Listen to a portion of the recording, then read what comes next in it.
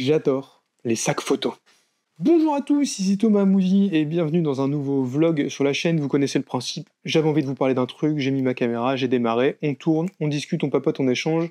Voilà, c'est un format plus simple pour parler de sujets un petit peu annexes, mais aujourd'hui on va parler d'un sujet un peu annexe, donc pas culture photo, pas pratique artistique, tout ça, un sujet plus orienté matos.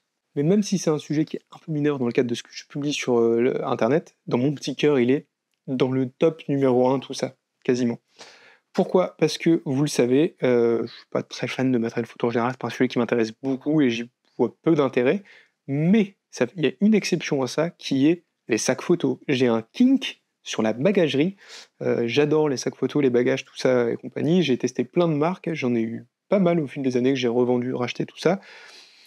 Je me suis dit que, je sais pas, j'allais vous en parler, vous montrer ce que j'utilisais, pourquoi c'était bien, pourquoi il y avait des choses qui étaient moins bien dedans, vous donner des conseils, parce que je me dis que, je sais pas, il y a peut-être un autre Thomas Moody fanat de sac photo dans le public, dans les spectateurs, et qui attend cette vidéo depuis des années, et voilà, s'il y a mon alter ego fan de sac photo qui regarde ça, mon petit bonhomme, cette vidéo elle est pour toi. On va commencer par le plus beau de tous, attention, il est ici, c'est le Wandered Provoque 31 litres. Je vais pas vous faire un test complet parce qu'il y en a plein sur internet, et notamment Wandered en a fait où il montre le sac, les fonctionnalités, tout ça.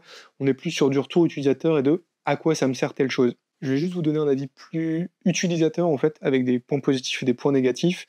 Ça vous permettra de vous faire un petit avis dessus, quoi, sans montrer toutes les fonctionnalités parce que c'est pas trop mon domaine, quoi. Le Wandered, défaut numéro 1. Alors hop, là, il y a une sangle, vous voyez, j'ai aucune putain d'idée d'à quoi elle sert. C'est-à-dire que là, il y en a une avec un truc qui se déplie, qui sert soit à mettre une gourde, voilà, c'est très bien quand on part en déplacement, soit à mettre un trépied et à caler le trépied avec la sangle ici.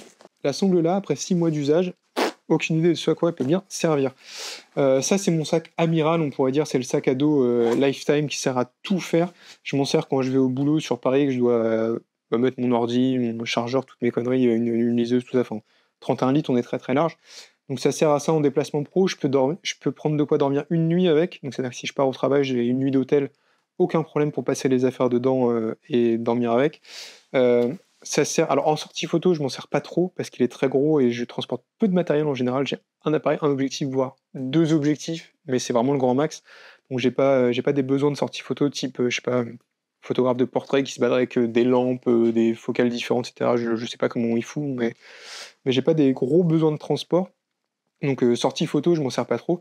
Et là où il est ouf, c'est le voyage. Alors en voyage, c'est un monstre parce que 31 litres extensible à 36, je l'ai acheté parce que j'avais une petite fille. C'est pas pour la mettre dedans, évidemment. Mais l'air de rien, avec un bébé, il faut transporter plein de choses. Avant ce sac-là, j'avais le Peak Design, donc le Everyday Backpack 21 litres. Et en fait, pour moi tout seul, pour une personne et demie, entre guillemets, parce que ça m'arrivait de prendre 2-3 affaires de ma compagne avec, c'est très bien. En rando, voyage, tout ça, ça marche très bien. Mais dès qu'on commence à être chargé de couches, de petits pots, de bavoirs et compagnie, c'est vite très limité. Celui-là, niveau place, c'est un monstre, hein. Je prendrai jamais le 41 litres, je pense, parce qu'il est beaucoup, beaucoup trop gros pour moi. Mais là, on a des sangles. Vous voyez, hop, il y a des sangles à l'extérieur pour accrocher des trucs. Il y a le roll-top qui se déplie. Il y a beaucoup, beaucoup de place à l'intérieur. Ça m'est déjà arrivé d'aller faire des courses avec cet été en Suède et en Norvège, de le blinder. Ça passe, ça fait mal au dos, hein, mais ça passe. Un des gros avantages de Wander, je trouve, c'est ça. Alors vous le voyez, sans doute pas très très bien, mais c'est pareil, il y a plein de tests. Ça, c'est le dos du sac, le dos qui est très confortable. Ils disent sur leur site, oui, on a les sacs les plus confortables, etc. C'est ce que nous disent nos clients, c'est plus confortable que la concurrence. Je me suis dit, ouais, c'est du bullshit, les gars. C'est juste parce que voilà, ça fait stylé, faut vendre, et puis voilà. Non, c'est vrai.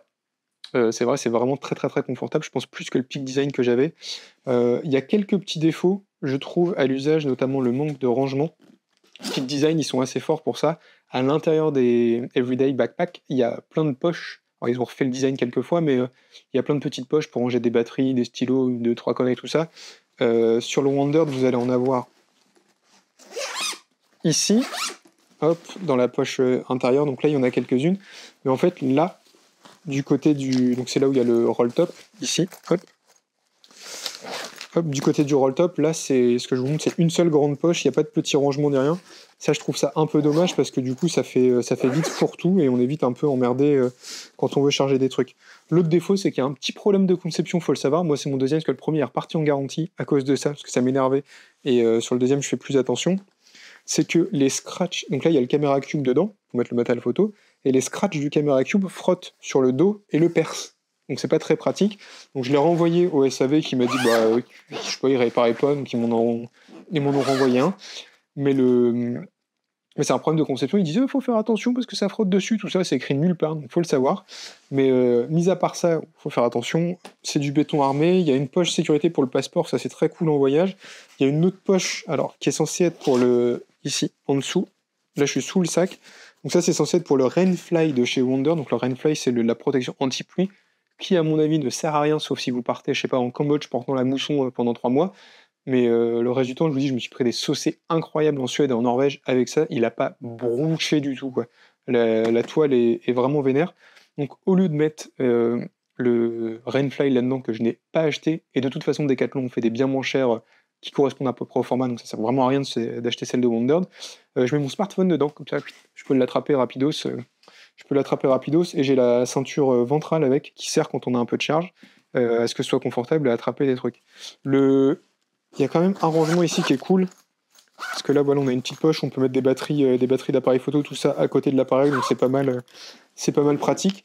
Mais je trouve pas qu'il soit ni mieux ni moins bien que le Peak Design. Je dirais juste que ils ont chacun leurs avantages et leurs inconvénients. Le Wonder aurait le confort et Peak Design aurait les petits rangements astucieux. Voilà. Si vous cherchez un sac cool, je suis très très content de celui-là. Autre petit sac, je vous disais que je baladais mon XT4 en sortie de temps en temps dans une autre vidéo, je crois. Je le fais avec ça. Donc ça, c'est la Sling 6 litres de Wonder. Alors, vous voyez que dessus, il y a écrit Anker et pas Wonder. C'est une longue histoire. C'est une marque qui m'a proposé de le tester, ce sac. Donc j'ai dit, oh tiens, cool, envoyez-le moi. Ils me l'ont envoyé, je l'ai reçu, j'étais très content de la qualité, tout ça. Je me suis dit, tiens, est-ce que je ferais pas une vidéo sur les sacs, celle que je suis en train de tourner actuellement, et je vais regarder ce qu'il y a comme alternative à celui-là, vu que je vous ai parlé du Peak Design que j'ai eu, mais je connaissais pas les alternatives en termes de sling. Et en fait, il s'avère que c'est une putain de copie du Wonder, qu'ils ont appelé ça Anker. Je connaissais pas le modèle de chez Wonder, mais je l'ai découvert avec eux. J'ai écrit à Wonder pour leur montrer le sac. Ils m'ont dit que la marque avait abusé au point de réutiliser leur visuel pour la communication en changeant les visages avec de l'intelligence artificielle, ce qui est pas très cool. Je vous dirai pas comment l'avoir, parce que le but c'est pas de faire la promo d'une marque qui copie des sacs. De même, si jamais le modèle vous plaît, je pense qu'il faut acheter le Wonder. Je les ai comparés, la qualité de fabrication du Wonder est au-dessus. Donc si le format vous plaît, prenez le Wonder. Pourquoi je vous montre celui-là? Parce que ils m'ont filé. C'est un peu du gaspillage de le foutre à la poubelle quand même, et comme je l'ai, je m'en sers, tout simplement. Si un jour il tombe en rate, je pense que je rachèterai le Wonder, mais en attendant, il marche. Il y a des défauts sur la qualité de fabrication, je pensais sur la qualité des mousses et de l'intérieur. Là, le plastique des pochettes fait un peu cheap. Voilà, ça c'est ma poche à batterie, ça fait un peu cheap, et il y a un gros défaut assez chiant par rapport au Wonder, donc ils ont copié mais pas trop bien, c'est qu'il y a une seule fermeture éclair sur le dessus, là où le Wonder j'en ai deux. Vous voyez le petit loquet là. Sur le Wonder, il y en a deux, ici il y en a 15, ce qui fait que quand on a la banane, en fait on peut ouvrir que dans un sens, on peut pas juste l'ouvrir par ici, prendre l'appareil, tout ça, c'est que dans un sens, c'est un peu chiant. Ils me l'ont filé, c'est une copie, voilà, évidemment je vais pas chipoter, que si je veux le bien, je prendrai celui de Wonder. Sinon, juste, pour revenir sur ce qui est important, le design fait pas Wonder est hyper bien. La toile, c'est la même que sur mon Provoque, donc il n'y a pas de... Il n'y a pas de débat, les fermetures c'est les mêmes. C'est assez astucieux, c'est pas mal pour transporter un réflexe, donc mon XT4, et un objectif, où souvent moi j'ai toujours une connerie style un sac dépliable, une ou deux batteries, tout ça. Ça a vraiment exactement la même forme avec la même sangle sur l'épaule, très confortable. Ils ont repris les mêmes matières. On peut l'accrocher aussi, alors je sais plus où est le câble, mais il y a un petit câble pour l'accrocher en diagonale quand on est sur un vélo par exemple, pour pas qu'il bouge, ça c'est très pratique aussi. Il y a la poche, alors ça je vais pas la déplier parce que c'est chiant à remettre, mais là il y a une poche à l'intérieur avec une pochette dépliable pour mettre un ordinateur portable qu'on peut clipser avec une sangle ici. Je comprends pas le délire, hein. Alors ça, autant sur celui-là que sur le Wonder, je trouve ça absolument inutile, parce qu'en fait ça fait qu'on glisse son ordinateur dedans, le haut de l'ordinateur dépasse, si on le raccroche avec une sangle. Le but c'est d'une sangle comme ça, c'est de voyager léger, je vois pas trop l'intérêt de prendre ça. Il y a une poche à trépied dépliable en dessous, une autre poche devant. Je suis pas hyper fan du côté très extensible du sac, parce que pour moi, l'intérêt d'un petit sling comme ça, c'est on a son appareil, on se casse et puis voilà. Après, c'est là, ça fait pas de mal, on peut toujours s'en servir et rajouter des trucs dessus. Mais ça, c'est un format que je kiffe bien pour un réflexe. Mais comme je vous disais dans la vidéo sur le Ricoh, où j'avais un peu de mal à le trimballer partout mon appareil, ce genre de sac, c'est encore trop gros, je trouve, au quotidien. C'est bien quand on commence à se dire qu'on fait une sortie photo, où je me dis, voilà, ok, je vais pas faire de la vraie photographie, parce que le Ricoh, ça en est aussi, mais je me dis, ok, je veux un truc très polyvalent, je vais prendre mon zoom, un objectif, ou deux focales fixes, tout ça, parce que je veux autre chose que le 28 mm du Ricoh. Donc je veux vraiment aller faire de la photo, l'intention de la sortie c'est de faire une photo. Pour ça c'est hyper bien, on met le matériel dedans, on va faire un tour, ça marche très très bien quoi. Mais c'est plus sortie photo dédiée quoi. Là où ce que je vais vous montrer après est plus pour un usage quotidien et ce qui est là où je fais le plus d'images presque. Ça va tendre à ça. Autre sac, pour le coup c'est pas une marque qui m'a envoyé une copie, c'est le Billingham Hadley Small que j'ai acheté en, je crois, fin 2017 à une abonnée qui s'en débarrassait et donc il n'était pas neuf quand je l'ai eu, ça fait 7 ans que je l'ai. Alors oui, il est un peu patiné, hein, vous voyez, il a frotté sur mes habits. Là, le cuir a pris cher parce qu'à une époque, je mettais l'attache Peak Design à cet endroit-là pour, vous savez, clipser l'appareil dessus, le capture clip, donc je le foutais là. Il a pris cher, mais c'est une qualité incroyable. Hein. Il marche comme au premier jour. Il est patiné, il y a des traces d'usure, il a pris quelques marques d'usure comme vous voyez là, mais globalement c'est une qualité en béton. Alors ça vaut un peu cher, mais ça fait carrément le taf. J'ai un pote qui se fout de ma gueule et qui dit que c'est des sacs de docteur de la campagne. J'aime bien le design sac de docteur de la campagne. J'assume. Ça vaut un peu cher, je m'en suis servi beaucoup, beaucoup, beaucoup.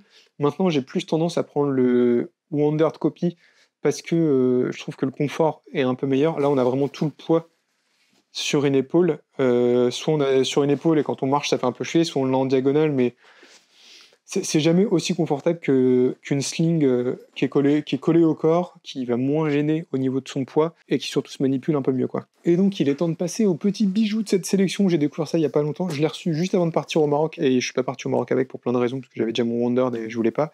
Ça c'est pareil, c'est la marque qui me l'a envoyé pour que je teste. Il ne m'a pas demandé de faire une vidéo sponsor ou quoi que ce soit. On est dans le cadre d'un cadeau. Si vous suivez ce qui s'est passé sur la loi influenceur. C'est moi qui en parle parce que je l'ai trouvé cool. Ils m'ont filé d'autres trucs dont je vous parle pas parce que je n'ai pas spécialement trouvé ça cool et voilà, il n'y a pas de souci entre nous. Le format est trop bien, c'est là-dedans que je mets mon Ricoh GR. Alors oui, est-ce que je transporte mon Ricoh GR dans la housse en cuir dans une banane? Oui, parce que je suis un phobique du matériel photo, enfin des rayures, tout ça, et Laurent m'a dit faut que tu t'habitues aux rayures sur ton appareil, ça va arriver. J'ai dit non, ça n'arrivera pas sous ma garde.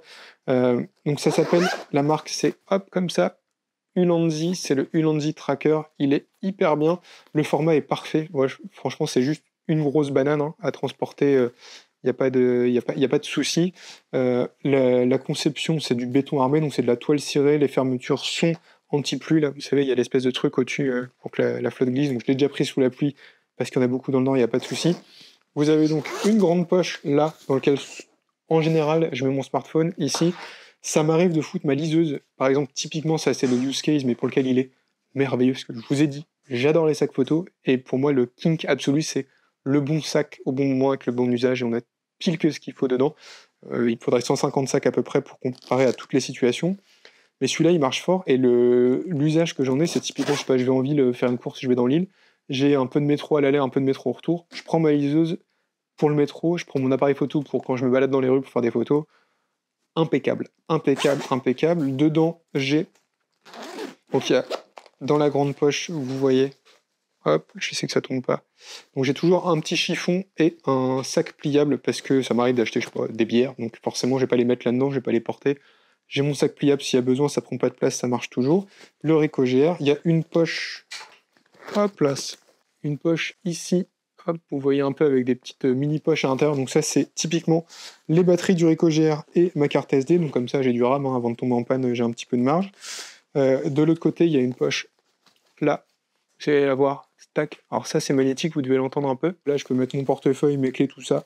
Hop, ça se referme, ça fait le taf. Il y a un truc pour un stylo. Ça, je viens de découvrir ça en live. Je l'avais pas vu. Je pourrais mettre un stylo dedans. Il est encore plus complet que ce que je pensais. C'est formidable. Et une toute petite poche devant, là, vous direz, on met rien comme merde là-dedans. En fait, je mets deux choses qui sont essentielles, je vous montre ça. C'est deux petits objets que j'ai quasi tout le temps sur moi. un câble USB-C parce que, enfin, oui, USB-C pour recharger l'appareil, pour recharger mon téléphone. J'ai pas le chargeur avec parce que souvent on se débrouille pour trouver, un ordi, une prise, un truc, ça ou taxer le chargeur de quelqu'un qui a un chargeur mais qui a pas forcément d'USB-C, donc ça fait jamais de mal, ça fait jamais de mal de l'avoir. Et ça c'est Joby qui fait ça, alors c'est des trépieds qui valent, je crois qu'ils les vendent 25 balles, un truc comme ça, mais il y a une époque où il y avait une promo sur le site et j'en ai acheté genre 10 à 1 € pièce ou 2 balles. C'est quoi ça? Hop, qu'est-ce que c'est que ce truc? En fait, ça se déplie comme ça et ça fait trépied. Voilà, vous pouvez poser votre smartphone. Ça sert à trop de trucs d'avoir ça, donc ça sert à pouvoir poser son téléphone, à regarder des vidéos ou je sais pas, donc dans le train, c'est trop bien parce que j'ai dans mon Wonderd, j'en ai un dans mon Wonderd aussi et j'ai mes écouteurs avec, donc dans le train, on peut poser le téléphone, regarder un film peinard, sans être emmerdé par le fait de le poser. Ça peut servir à filmer pour dépanner. Moi, je m'en sers tout le temps. Je sais que dès que j'ai un appel vidéo avec, ma famille, par exemple, pour voir ma fille, hop, on pose l'appareil, on n'a pas besoin de le gérer et tout, c'est trop bien. Ça prend vraiment, voilà, 0 place. Et le truc ultime auquel ça sert, la partie du dessous se dévisse, le thread ici, donc le pas de vis en français, est compatible avec un appareil. Donc en fait, je peux foutre ça sous mon Ricoh. Je le fais en direct. Hop là, donc je peux le foutre sous le Ricoh. Et du coup, ça fait un mini trépied. Donc si jamais, je sais pas, je veux faire une pause longue parce que j'ai une scène de nuit qui est magnifique, je me dis, allez, vas-y, je le pose dans un coin et je fais une photo un peu quali, en faisant attention au temps de pause pour faire un truc nickel et compagnie. Bah, ça fait trépied. Et ça prend rien, quoi. Je pourrais limite le laisser, regardez, hop, je pourrais limite le laisser sous l'appareil, ça prend aucune place, c'est collé en dessous. Limite, je devrais le laisser dessus, en fait.